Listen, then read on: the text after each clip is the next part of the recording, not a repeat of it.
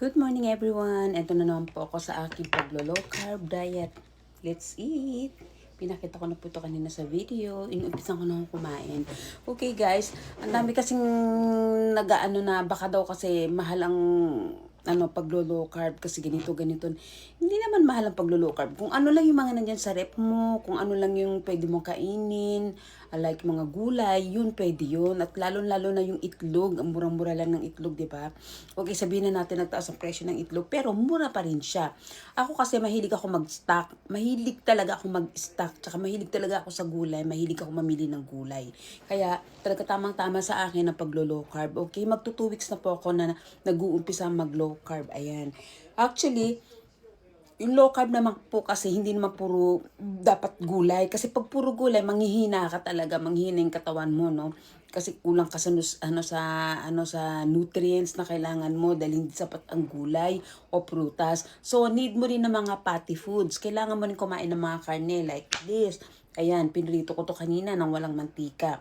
Ngayon kasi nagmamantika naman siya and then lalagyan mo lang siya ng paminta at saka ng salt, okay? Pinrito ko lang yan kanina. Tapos andyan, meron tayong mga binabad na curry.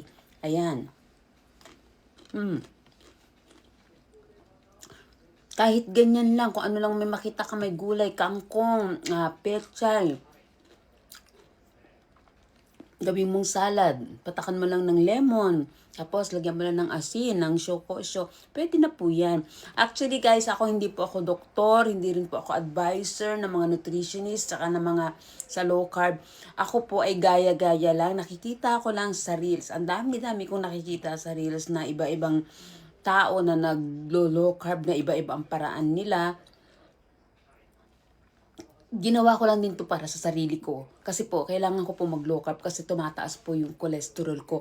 Umuwi po ako ng Pilipinas 2 weeks. Tapos pagbalik ko dito, meron kaming yung sa company check-up. And then yung naging result nun is na nagkaroon ako ng mataas na cholesterol. Siyempre, galing ka ng Pinas, kain ka ng kain, di ba? So, lahat yun, na-adapt yun ng katawan ko, yung lahat ng cholesterol na yun. Tapos, pagbalik ko dito, yung mga dala ko, kain pa rin ako ng kain.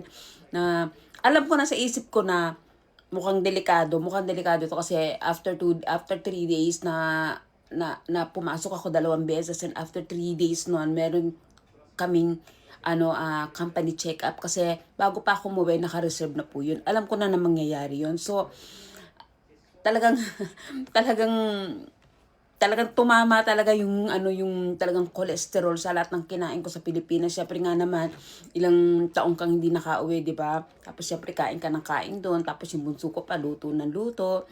Yung nangyari nga sa kanya naman tumaas yung dugo niya. Ako naman tumaas yung cholesterol ko. No, yung maintain ko naman yung aking dugo. Normal po ang aking dugo. Nasa 120 over 80 lang po ako. Ang naging problema po sa akin yung cholesterol ko, yung metabo, isa dyan, ayan. Pero ngayon, 2 weeks na po ako naglo-low carb mula nung nalaman ko. And then, nung nakita ko yung check-up ko na yon, pumunta ulit agad ako, nag-second opinion ako sa clinic, check up ulit ako. Ngayon, sinabi ko kay Doc yung naging experience ko. And then, kauuwi ko pa lang galing ng Pilipinas. Wala pa ako, 1 buwan ka ako. Tapos, syempre, ang dami kong kinain. Ganito, ganyan, etc. Ngayon, nag-isip si Doc. Sabi niya sa akin, imbis na resetahan kita ng gamot para sa cholesterol, sige, bibigyan kita ng 1 buwan. 1 month, sige, maggambati ka. Pag-igihan mo ang pagkain niya. Kasi sinabi ko nga sa kanya mula nung nalaman ko yung result, nakita ko na bumalik ako nag-start po ako mag-low carb. Sabi ko ganyan. Tapos, after 1 week, nagpunta ako sa kanya, sa doktor, and then nagpa-consult po ako kung ano po dapat kong gawin. And then, yun nga po yung sinabi niya sa akin, nabibigyan niya ako ng 1 buwan na gawin ko daw to yung i-maintain ko to ginagawa ko at pag-igihan ko. And then after ng 1 month na yon na tapos ni-reserve niya ulit, babalik ako sa kanya ng July 17, tapos saka titignan niya ulit yung aking dugo kung okay na yung cholesterol, kung bumaba na yung cholesterol ko. Guys, okay, makinig kayo. Ang dami-dami ko na talaga naririnig at saka nakikita, nababasa na talagang ang low carb diet ay talagang napakaganda. So, yung mga umiinom ng mga pills na mga diet na yan, Diyos ko, hindi nyo na kailangan yan pag naglo-low carb diet kayo. Ito lang, tamang-tama na. Matatanggal ang mga sakit ninyo, promise. Kasi sa lahat ng mga na-obserbahan ko, na nakita ko, na narinig ko, talagang yung mga nagme-maintenance, hindi na nila tinutuloy yung maintenance nila kasi talagang gumaling sila sa mga sakit nila.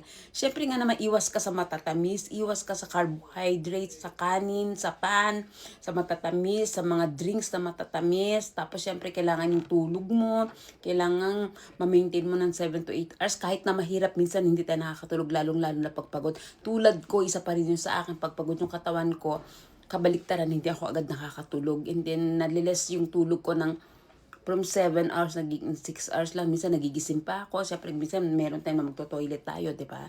Ganyan po ang nangyayari sa akin. Tapos, siyempre, yung sa work ko, 1 week lang ako magpahinga. One week.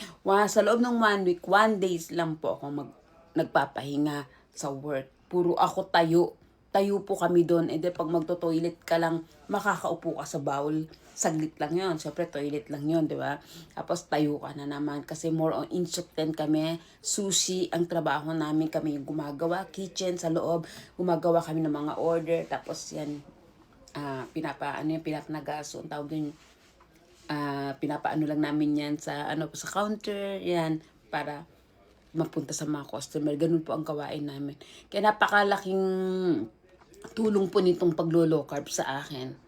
Kaya kayo, kung gusto nyo rin po itry ang paglo-low carb, mahirap po sa umpisa kasi medyo nahilo-hilo ako kasi parang yung intake ng nutrients ko sa isang araw, parang talagang kulang na kulang dahil sa mga kinakain ko. No? Siyempre, nag-aano yung katawan ko, naninibago. Na dati kumakain ako ng tinapay or mga pan. Dati kasi isang beses lang din talaga. 2 beses ako kumain sa isang araw, no? Pero ang kanin, isang beses lang ako talaga kumakain sa isang araw. Yun nga lang talaga ang problema ko kasi talaga nung umuwi ako ng Pilipinas, nawala talaga sa akin lahat yun. Talagang, sige, kasi na-miss ko lahat ng food.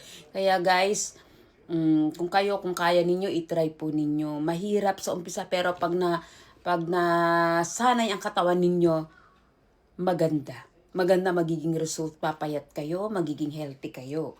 Tapos syempre, samahan pa rin ng konting galaw-galaw. Kasi ako minsan nagte-treadmill din ako. Hindi naman araw-araw. Nagpapapawis din ako. Kasi more on sa work namin, talaga nakatayo na kami eh. Hindi naman kami nakaupo. Talaga nakatayo na kami. Lakad kami ng lakad. Galaw kami ng galaw. Taas ng kamay ko. Nagkakamasel na nga ata ako kahit hindi ako mag-barbell. Kasi yung kinukuha namin yung cup, yung order cup, para ilagay doon yung ginawa namin. And then inanagaso namin, di ba? Talagang sa araw-araw na ginawa ng Diyos, ganun na aming routine. Okay guys, itutuloy ko na itong pagkain ko. Yan lang po ang aking masishare sa inyo.